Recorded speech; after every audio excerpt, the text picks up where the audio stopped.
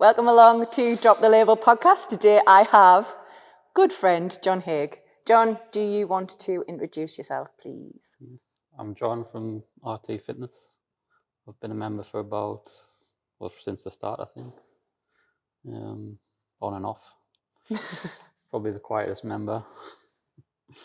Also work with Durham County Council. It's not a label you really want to attach to yourself.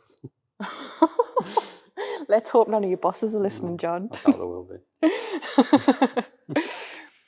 So, I mean, I'm going to go straight in there. You know, you've just labelled yourself as quiet, John, the quieter member. And I know that that's one of the things, because I put a poll out on what people wanted to hear discussed. And you mentioned, obviously, introvert, extrovert. From a perspective of the fact that you label yourself as a bit of an introvert and how that's affected you. Mm-hmm. So do you want to tell me a bit about where that came from? Probably started at school. I was always called like the quiet kid in school, but I don't think I was, because when I think back, like primary school, I would always like put my hand up and answer questions and things, or like ask questions and stuff like that. But like every school report just said, John's a quiet child. John needs to come out of his shell, all this kind of stuff. Right. But I always think like I was quite talkative as a child. Mm-hmm. But I think I just carried it forward into secondary school and adulthood. So when I think back, like I probably paid too much attention to what adults said to us, maybe. So was it more adults? So was it your teachers who said that rather than the other kids? Mm-hmm. Did you ever sort of find that it was mirrored in what other kids said about you, or was it primarily your teachers? It was just teachers, really. Right. I think maybe it was just because I wasn't like a naughty kid. Right. I would always put my hand up and like ask or answer questions, even if I didn't know the answer. Like I was pretty confident with that, like speaking out and stuff. But it was always in my school reports, parents' evenings. It was always like, he needs to come out of his shell and talk more and all this stuff. But I always felt like I did. Then it just sort of, obviously I think I just became more quiet. Probably regressed more as I got older. Right. I know like when I made the transition from primary to secondary school, I really struggled with it. Like the change from one classroom and one teacher to like 5 different classrooms. I think I really went into my shell then. What do you think what made the transition difficult? Why do you feel like going into sort of one teacher, one classroom? Was it like a familiar setting or familiarity with the teacher, or was it just thinking about the fact that that prior teacher had always said you were quiet? It was like a comfort thing, just being in the same place all the time, to then being like having to get used to 5 different teachers and 5 different teachers every day. Mm-hmm. Different classrooms, finding your way around like a big school from a small school. Mm-hmm. Like when you're in like secondary school, I was always like short ass anyway, like little.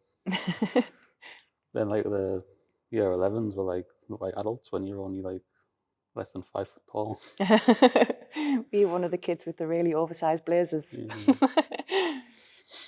So how do you feel like it's impacted you? Because you've already said there that you kind of regressed, like you got all your school reports and your parents' evenings saying you were a quiet kid and that you needed to come out of your shell, and then you felt like you regressed as you got older.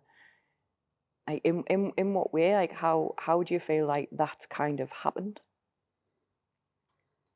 I don't know, really. Just like I remember being like, got to a point where some teachers would actually like call us out in front of the whole class, like for being like someone who would never like venture, like never put my hand up to answer a question or anything and stuff like that. Just I remember like in my first or second week, one of the teachers, I was like going between lessons, like there's loads of kids pushing behind us.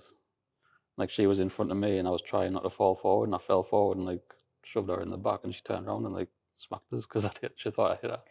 Right. So I think that sort of put us on a bit of a downer from... Like actually smacked you? Well, probably shoved us back, like she kept doing it, like saying, you think you're clever pushing the teacher around and stuff. Oh, wow. Yeah. Jesus. But she did like for like loads of kids as well, so it was a bit... And did that have repercussions Yeah, with the other because she was kids? one of my teachers. She taught us for IT. Uh-huh. And every time like I had her lesson, I wanted to go home. Like I used to like so in year 7 at the time, so I'd only been in secondary school a couple of weeks when it happened. Mm-hmm. Like the lesson, I always like pretend I was ill and go home like before I had a lesson on the Right. Wednesday. Wow. So it's kind of compounded then as you've got Mm. older. So what started as quiet John has then sort of escalated into you feeling that you needed to be a certain way, but not necessarily wanting to be. Because you said there that you were then called out for not answering the questions in class, but in the primary school and junior school, you did. Yeah, because I stopped doing it. Because I think it's like a sort of self-fulfilling prophecy in it. When you get called something often enough, you just become that. Mm-hmm. If you keep getting told you're quiet, you're just going to become quiet, and Mm-hmm. like maybe if they told us I was outgoing and confident, I would have become that instead. But that's a shame that though, because really, if you think about it, quiet isn't necessarily negative No. unless it's made to be negative, where they've then said he needs to come out of his shell and things like that. That's quite a sort of a social observation, really. I think like you got to be careful what you say around kids. Like I think if I'm ever lucky enough to have a kid, I'd be really careful about what sort of stuff I say around them. Just 'cause they'll pick up on a lot. Like obviously I've picked up on that when I've been in primary school age and just carried it forward. I've talked with quite a few people now on it keeps coming back like to general topics. And labelling kids is one of the ones that comes up. I've just literally been talking to Rick there on a prior podcast recording about kids and how they're labelled in education setting because he's a teacher. And he was saying that like teachers will make a judgment on a kid within 8 days. But then prior to coming on, we were talking about it, and he was saying how when you grow up, because of the fact that you look to your parents, you sort of take on board everything that they say. And those labels do sort of settle within who you are and what your identity is. But then when you go to school, especially when you're coming into teenage years and you're going through puberty, you then start looking for a pack, like a tribe. And then you start taking into account more what your friends are saying than what your parents are saying. And that's why it's often sort of seen as you're going through the teenage years and you're basically giving this to your parents. I've just stuck my fingers up for those of you who are actually listening and not watching. Yeah, so it's like, it's one of those things where you try and please your parents and you take on the identity unbeknownly from the labels that they give you, and then you start taking on what your friends say, which I found really interesting. What would you say your friends would say if, like when you were at school? Would they ever call you quiet or? Definitely in secondary school I would. Maybe it's not the primary school friends, but Right. secondary school friends would have all said I was quiet. Because then that makes it even more difficult to move past. So if you've been at puberty age and your teachers have already historically called you quiet, and then your peers have then started calling you quiet, that's going to be quite a massive sort of hurdle to overcome in your head, because then it does become a massive part of your identity, because it's kind of like your friends have reinforced what your teacher said, even though you didn't think that you were at the time. I didn't have loads of friends. Like I wasn't like a popular kid or anything. Right. I was a little fat kid. Hey, bless you. Do you think that being called quiet from your teachers has affected your friendships then when you went into comp? Probably, yeah. In what way? I wasn't very like, probably struggle to make friends because like just going up and talking to people who you didn't already know, like being put in classes where I didn't necessarily know people. Like I think before class I was in with everyone. Most of them were from my primary school, but like other classes I'd get put in with people who I didn't know, and I was just sort of, I'd struggle to like go and talk to people and make new friends. So how's that affected you in later life? same really, just not being able to, probably struggling to make new friends. And like when I've gone into like college and then university as well, I'd always sort of thought like it was a chance to maybe reinvent myself a bit and try and be a bit more outgoing and confident, but it never happened. I just ended up the same, like just like maybe make one or two friends and just stick to them. And What sort of things would you do to try and reinvent yourself when you went into these new settings? nothing really. Like I would just tell myself I was going to, and then as soon as I went, I would be like back in my shell, just forget about it. Have you seen any sort of improvement in yourself or in adulthood? Maybe since like my 30s, maybe not in my 20s. I think in my 20s I really like. Don't think I enjoyed my 20s really when I look back. Like I think I struggled a lot with. I think there's a lot of pressure to be more outgoing. I think maybe if you're a man as well, it's more. I don't know if you would agree, but if there's more like pressure on a man to be outgoing, maybe as a woman can. Is it sexist to say like a woman can get away with being a bit more reserved? And it's like pressures on the man to sort of make the first move and things. If you're going for like in relationships and stuff, isn't it? Yeah, I mean, I definitely think, obviously, where you've said there about you don't know whether it's sexist to say that women can get away with it. They can, regardless of who wants to say that something's sexist or not, or that what you're saying is wrong. As a woman, I agree with you. I think women can get away with being shy and meek and quiet and nice. Do you know what I mean? With a man, it's a bit. Whereas a man's generally viewed as, yeah, you've got to be like a lad, especially being from Horton. Yeah. So I listened to an audio book about it it's called Quiet. It's about like introverts and extroverts. And I was saying in that like sort of like the beginning of the 20th century, the extroversion started to be like a desirable quality in people because businesses were looking for like salespeople and stuff. So like the big colleges in America were picking people based more on the personalities than the like academic performance and things. Oh, really? So like since then, introversion has become like it's been seen as like a negative trait to have, especially with men. So I don't know if like probably it's like still like a thing in society today, I suppose. Even though like I think gender roles are starting to change now a bit, but I think it still probably is like a man who's like quite introvert's probably maybe looked down upon a bit more than in a way. That might also be your perception. Yeah. And I think it also depends on the person as well. I would never look down on someone because they were quiet. I've been friends with you for how long now?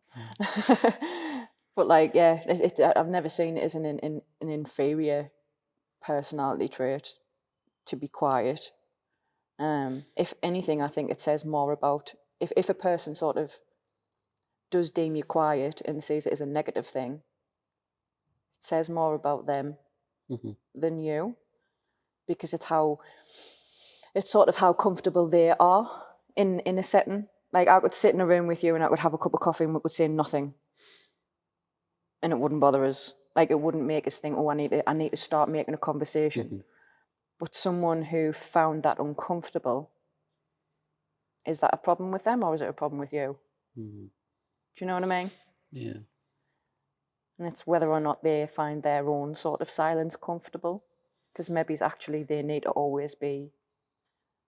I think extroversion sometimes in play with people who don't like the quiet. They don't like the quiet of themselves because then they get into their own heads and they think too much about things. Yeah.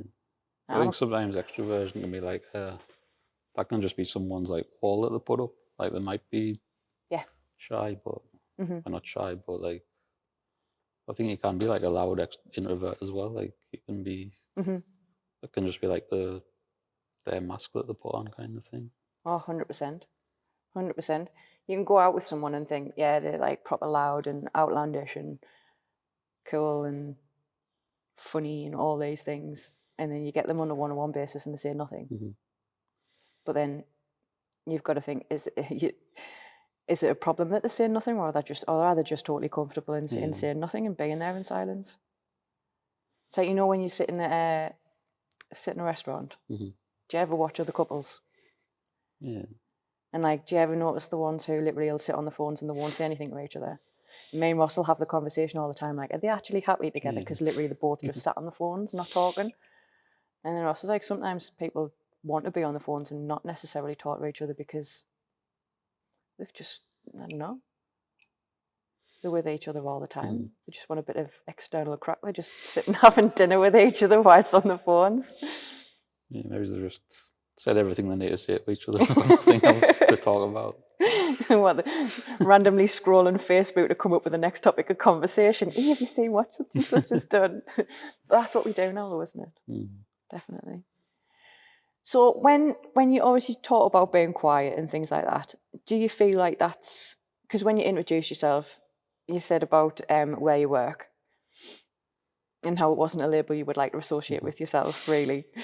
Do you think that the fact that you've been labelled quiet and you've quite clearly sort of identified more so in yourself, you've compounded that label within yourself, how do you think that's affected your jobs and things like that, where you are? I mean, would you say you were unhappy where you work, or?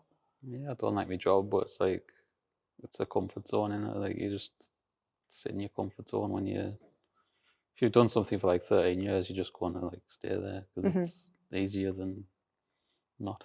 I think I've been on like 3 job interviews and failed them all because just like, obviously the introversion comes out when you're in an uncomfortable setting, and like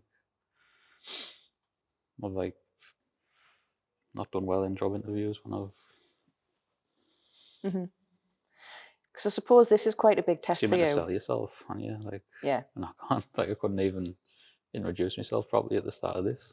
But you did see you're putting yourself down throughout this. But actually, what you've done by coming onto the podcast is quite a big deal, really, for you, because of the fact that you've said, I'm an introvert and I'm quiet. And even when you agreed to do it, you said, I think the words you used was, I probably should do it because then it's me overcoming something. So I think you've got to focus on that while you're talking to me, because you're here, you've turned up and you're talking to us and it's just a conversation. Do you know what I mean? Yeah. So really, you have overcome something, because you know, would you have done this when you were in comp? No. Would you have done it if you didn't know me? Probably not. But ultimately you have. You've come on here to have a conversation about yourself and about a label that you feel quite strongly about, to the point where you know you've read books about it, or listened to audio books about it, to try and improve in yourself and maybe get rid of the label that you feel's holding you back. Yeah. Because I know you won't mind us bringing it up, but me and you've known each other for quite a while. And I was always talking about you getting a girlfriend. And you're married now.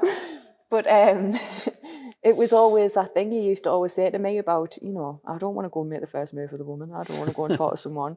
And like the couple of women that I do know of, they've made the move with you.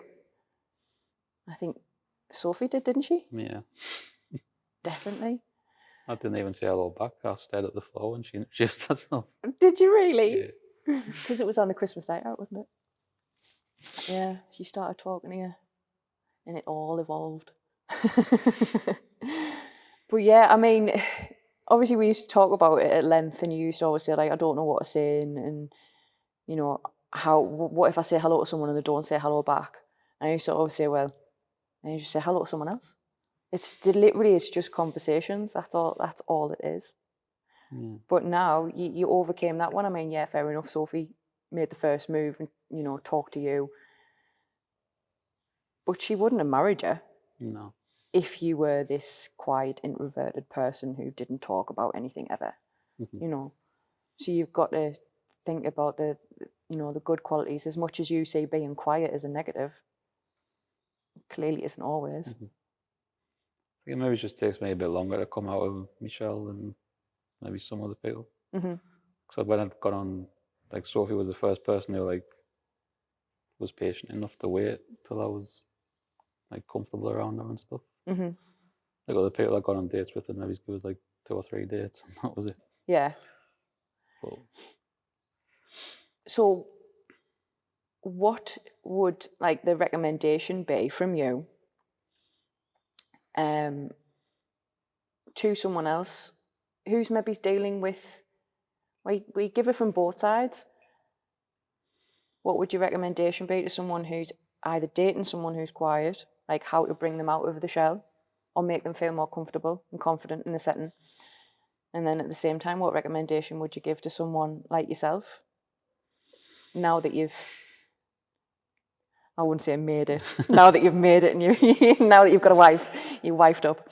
I think like you just need to give people more time, like to be themselves, like they'd be more comfortable. I think with me, I think when I was saying about my 20s not enjoying them, I think I had a lot of friends who they were more sort of outgoing, and I think I've sort of pushed a few people away, like in my 30s, like where I've reevaluated who I had friendships with. So like, I've sort of made like for the friends I've kept, the people who sort of want the best for me. Like I had like friends who would take the piss out of stuff where like I was just trying to better myself, like come to the gym and stuff. Like I have friends who would rather go like down the pub than go to the gym, where I was the other way around. So they would take the piss out of that. Like they're the type of people who are sort of pushed away. So I think you've got to like be careful with the people that you have around you. If you're an introvert, like anyone really, like you want to have friends who sort of want the best for you, not just they want the best for them. So that's something I've done for myself in the past few years. Right. I'm still on your friends list, aren't I? Champion. No, I get what you mean though. It is, I suppose that goes for anything, whether even we're talking specifically about being introverted. I think that's applicable in any scenario. And like we know quite a lot of the same people. And if you think of sort of other labels that are thrown around, like if you look at alcoholic as a label, and it's the crowds who you sort of keep, who you're friends with.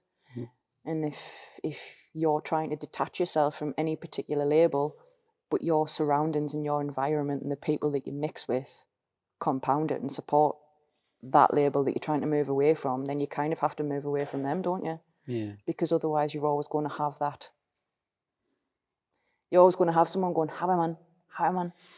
Do you know what I mean? It's did you find that difficult, moving away from the people who you felt like weren't, I use Caroline's phrase from the other week, fanning your flames? Not really. I think the penny just dropped one day where it was like just want me to do what they want all the time, and like they just want the best for them all the time, not what's best for me, like taking the piss out. If I was just trying to like better myself and things, and just people who were like trying to control you kind of thing. Like my call is like boring and stuff, but it's up to them if they want to say I'm boring. Don't really care if people think I'm boring. It's up to them, innit? Like I said before, it says more about them than it says about you. Because to you, what you do isn't boring. That's what you like doing. Not everyone likes going to the gym. Some people find the gym incredibly boring. Some people prefer to go to the pub. I find the pub boring. It's because like this, like I don't really like drinking. I've realised that. I don't like being drunk. I'd rather just, I can do like a couple of hours and then I'm ready to go home. Like, but that was something that was in that book that I read. Like, I think that answered a lot of questions for us. There's like something about like socializing and stuff. Like, if you're like an introvert, says that you can sort of socialize for a little bit, but then it's like exhausting. Like you can do it for a couple of hours and then you just want to, then you're like ready to go home, like you've had enough kind of thing. And that's the way I felt quite a lot. So I used to think there was something wrong with us when I was like in my 20s and I didn't want to like, could probably count on one hand the number of times I've been out and actually like thought I've had like a really good night. Like there's a lot of nights out where I just didn't want to be there. Like, Yeah. because I never wanted to live like that sort of lads lifestyle kind of thing, like with the stereotypical lad's lifestyle. yeah, like it was never for me really. But like you sort of think you're meant to do it because it's that's like another label in it. Like you're a lad, so you're supposed to behave a certain way. And I think like I got a bit. I used to just think there was something wrong with us because I didn't want to go out and do all that what the lads do. Yeah. Do you think it would have been any different had you, like, do you think you would have been any different had your teachers not focused on the fact that you were quiet at school and said it in your reports and your parents' evening? I might have been a bit more confident in myself if they hadn't sort of. It was the main thing. It was like the main thing every time was just like quiet was the main like word they used. I was like, so I was like good at everything, like the subjects and that. I was always getting good marks and everything. It was just I was quiet. That was it. Right. But like I said, I didn't really think I feel like I was. So do you think, obviously being coming in adulthood, had they not used that word and said that about you all the time, do you think you would have been more down the lad route, stereotypical lad route, or do you think actually no, that's who you are, but you maybe would have owned it a little bit more had you been confident in it? I think that now I've probably like just embraced the like being an introvert kind of thing, and just I probably would have just embraced it sooner, maybe. Like if there'd been a bit more, if they'd sort of maybe just like highlighted me qualities more than highlighted me flaws, kind of thing. So do you see being introverted as a negative or a positive, like right now? It's a positive now. But back like I say in my 20s, I didn't feel like I was. Right. Just felt like there was something wrong. Like I should have been more like outgoing, more outspoken. But I just couldn't do it. Like it's like the words were never there. Like when you're like in a group and people are talking, like I just couldn't. Like the words just wouldn't come out. Like they weren't, wasn't it? Like I just couldn't think of what to say. Like I maybe think of something to say like an hour later when the subject had changed. Did you ever drop the one-liners in? Yeah. Like, did you drop the one-liners in like a little bit later in the letter? See, I think I'm better at like writing stuff down. Like in like meetings at work, I'll just like send an email later. Right. What, to get your point across? Yeah. Sometimes though, if you know that that's your strength, if you feel like you're better at writing it down and getting your point across, sometimes it's better to write it down and get your full point across than try and speak it, verbalize it. So the name of the podcast's Drop the Label, right? Yeah. And I feel like through having this conversation with you, it's not so much about dropping the label this time. It's more embracing it. But embracing the positive elements of it rather than focusing on the negatives. Because I suppose if you've had your label for, such a big part of your life, it can be so hard to completely unpick it and drop it. But to actually be able to identify the positives within it and be comfortable in yourself, then it's not dropping the label, but it is being you. Yeah. Because if you know that that's being true to yourself, then in effect, you're not letting the negative connotations of a particular label hold you back. Apart from having the confidence in an interview, if you wanted to leave your job that you didn't like. It's like other people's opinions of it, isn't it? Like I've said to people who I work with that I wanted to do other stuff. Like I talked about me interest in coaching, and all I got told was you wouldn't be able to do that because you're too quiet. Like no one said like go for it.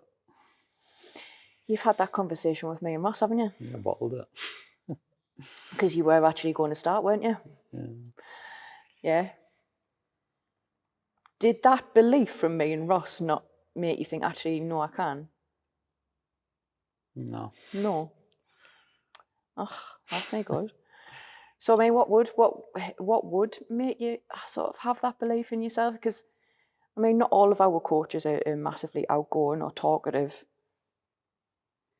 Like, I would say Luke's quite quiet until you get to know him, and then he'll fucking torture you. Basically, that's how Luke is. You're not a massively outgoing person, are you? Like, you're not like really loud all of the time or anything. No, wait, if no one's Ross. What'd you say? Do you mean Cindy Lauper? Cindy Lawford. But yeah, like, no, I mean, there are a lot of outgoing, talkative coaches, but just because some of them are outgoing and talkative doesn't mean you can't be a really good coach and be quiet. As long as you can physically hold a conversation with someone, then you're fine. And you can hold a conversation with anyone. Yeah. It's just about having the confidence to go for it.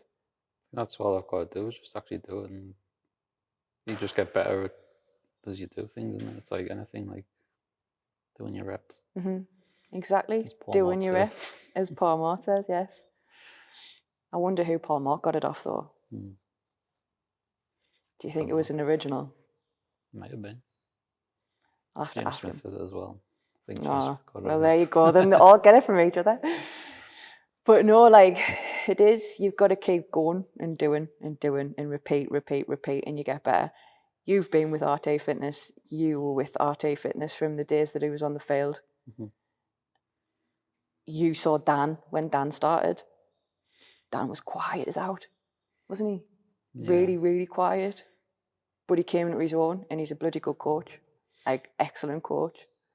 He's not massively loud. Do you know what I mean? Yeah.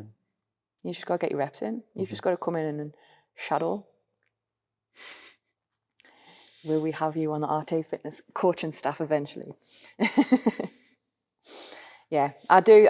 Obviously, where we talk about dropping the label and things like that, you know, I do want people to drop the label, and I want people to be themselves. But you've just identified that actually sometimes the label doesn't need to be dropped. It just needs to be accepted in its positive lights.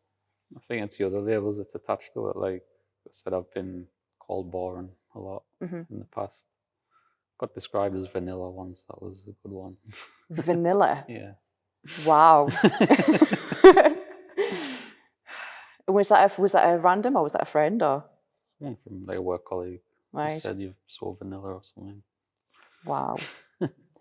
Wow. I don't think I could sit in a room with your work colleagues. No. I think I'm too opinionated. No, I'm protective over you as well a bit. Do you think that's quite a bad thing? Not a bad thing. But do you think that's come from the fact that I know that you feel like an introvert and you're quite quiet? Do you think that's why sometimes I'm a bit protective of you? Maybe, yeah. Probably. I just remember you always telling us that conversation about your kitchen. Your kitchen? And someone had said at work, like, you don't want to spend that much on a kitchen, not when the house isn't worth that much. I was like, what? Like, you listen far too much to the people you work with. But yeah, you've got a nice kitchen. I think there's like other stuff as well, like with the introversion. Like, I think I've been guilty of, like, you know, when people sort of just self-diagnose with mental health disorders and stuff. Like, yeah. Never actually been like diagnosed as having anxiety or anything, but I'd sort of say I had it just because I get anxious at times. Like, right. Just things I'm like nervous about doing. I'd say I've got anxiety over it. Like, rather than just admitting I'm like an adult who doesn't like answering the phone. Right. Like sometimes avoiding answering the front door if there's a knock at the door and I'm not expecting anyone. I'm like, who's that? Just let Sophie go and answer it. And she just ends up signing up to random charities. So she's like donating loads of charities. She's donating to now because I won't answer the door. Do you think that would make you start answering the door though? Or do you think literally now that that's so ingrained in you that you won't? I used to like hide from the window when I lived with my mum and dad. Like if when the cleaner came, if I heard the ladders go against the wall, I used to go and hide somewhere so they couldn't see us. Why? So I wouldn't have to answer the door and pay them because I didn't have any money. So rather than just saying I've got no money, can you come back later? Like I'd just go and hide somewhere so they couldn't see us. So I used to say I had anxiety and stuff like that, but I think it was just awkwardness. So are you trying to say that you wouldn't say you had a mental health problem or an anxiety issue? It was more you would put that label on it to sort of get around it, Yeah. not have Just to deal with easier it. to say that than actually just deal with it. Right. Because I've never actually been told I've got anxiety or anything. Like I know people who have, and it is quite debilitating. I think if you actually have, if you've been diagnosed, like I've always been able to like function, been able to go out of the house and stuff, and I've been like one of those who can't leave the house. So do you ever stop yourself from using the word anxiety then because of the fact that you know people who've been diagnosed and I've stopped using it now. But in the right? past, I'd like just say like I'd tell people I had anxiety just because I thought I had, but I'd never like gone to a doctor's or anything to talk about it. Right. There was a time like in my 20s where I was proper quite low and stuff. I didn't want to go out and stuff. It was just like the whole thing of not being able to have this, like all my friends were like getting married and stuff, and I was just like left on my own. Right. It's like starting like hitting my 30s and not having a girlfriend or no sign of having a girlfriend or anything. And I just felt like I started like sort of locking myself away a bit more and avoiding social things. Do you feel like that was you focusing? Would you say that through your 20s you literally went through a phase, not even a phase, but quite a long length of time, of focusing solely on the negative aspects of being an introvert and what it was costing you? Yeah. Had you not gone through that process and had you not felt like a bit shit and not wanting to go out and things like that, do you think you would have actually reached the conclusion that you have now of actually, it's not a bad thing. I am who I am, but I'm happy in me. I'm, obviously happily married now. Yeah. And you go out all the time. Yeah. Like you do. You and Sophie are always out. But you're doing things that you enjoy. You're not doing things that society or your particular group of friends say that you should have been doing at that particular time. Do you know what I mean? You found yourself. Yeah. Regardless of anything. I went through like a hard period of time, like for quite a long, sustained period of time. I was quite down. I think I remember training here, and I think I was a bit difficult. Don't know if you remember, you were coaching us, I think, and I think I was a bit difficult with you. Yeah. Mardy. Yeah. A bit of an attitude. I remember. But you never. You did on occasion open up, but you never sort of. You never really like openly opened up about how you were feeling. I think you were just a bit moody with us. Yeah. And I think I might have collared you at one point and said, what you being mardy for? Yeah. I can't remember what your response was actually. You definitely didn't lay it all out and tell us exactly what was going on in your head. But I think you touched on some of it. I was always quite jealous of people that were like outgoing and stuff, because I wondered like why I couldn't be like that. I used to get pissed off and think like, is this just what my life is? I'm just going to be like a 30-year-old living at home with his parents for the just like stuck at home with my parents for the rest of my life. And then do you think your life would have been much different if you were extrovert? I don't know, because I look at some of the extroverts now and think I wouldn't want their life. Well, exactly. Like when you look at people who are just living for Instagram and that, and they've got like the fancy car and everything, but what else do they do? Like, look to their eyes in debt with a car on tick and a house they can barely afford to pay for. And I wouldn't want their life.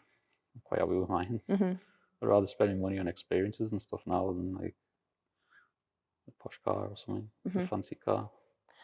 I think that comes with age as well, doesn't it? Because I'm definitely there. I would definitely far rather spend my money on experiences. I still like cars, not going to lie, but experiences and travel above all else, I think. Yeah, you've had a Porsche, haven't you? Why did you chuck that one in, John? I did. I got it out of my system when I was younger. Twat. I did. But no, I did, and I do like cars, but I think I went through that whole, oh, well, if I have this money, then I should have these nice things. And possibly own me upbringing as well, to a certain extent. But now it's a work-life balance, being happy and comfortable in myself, being happy with my relationship and my kids, and going travelling whenever we can. Yeah. That's... Who said that phrase, we're here for a good time, not a long time? I don't know if I can tell us it's Paul Mort again. Is it? I don't know. No. But it's true, we are. We're here for a good time, not a long time. It's been around a lot longer than Paul Mort, that phrase. Good. But no, it's true. And I think it is more about experiences. And I think as shit as your 20s might have been in how you felt and everything else, you've come out of the other side and you're happy with your life. Like I said, you're happily married. You always seem to be out doing something like comedy clubs or nicking off down London and that. How much of that's Sophie? It's all Sophie. Won't be going by yourself, would No, but you're happy to go though, aren't you? Yeah. Like you're enjoying these experiences.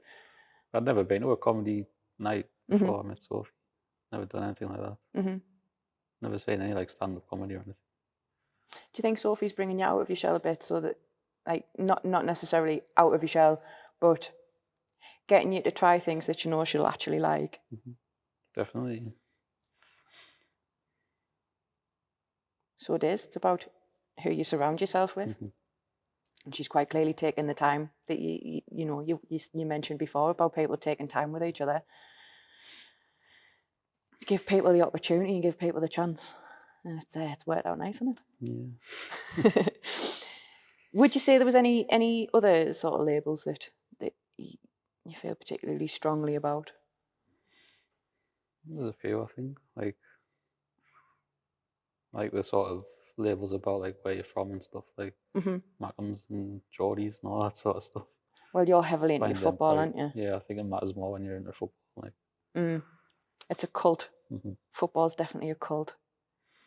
But I think even within like Sunderland, there's like different ones. Like you're a Townie, like you're a Townie.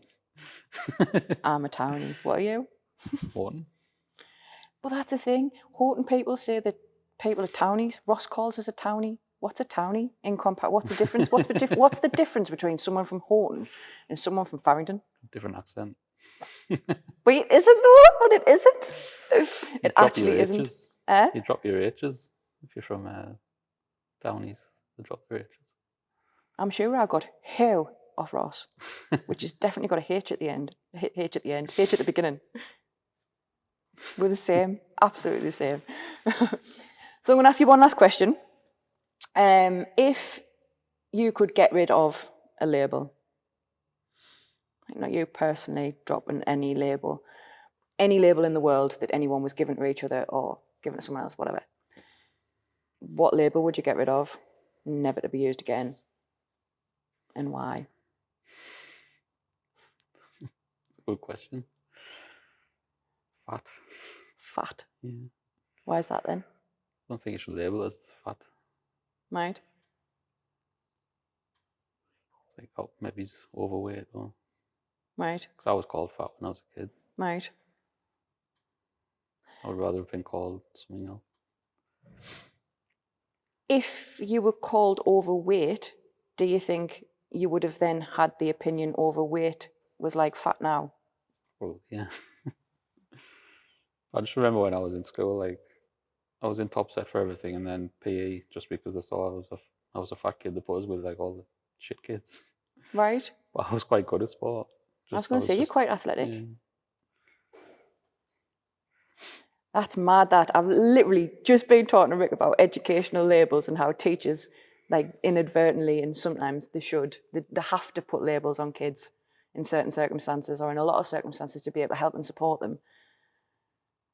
But that's like a negative label. So your PE teachers basically put you with purely off what you look like, even though you were quite good at sport and athletic.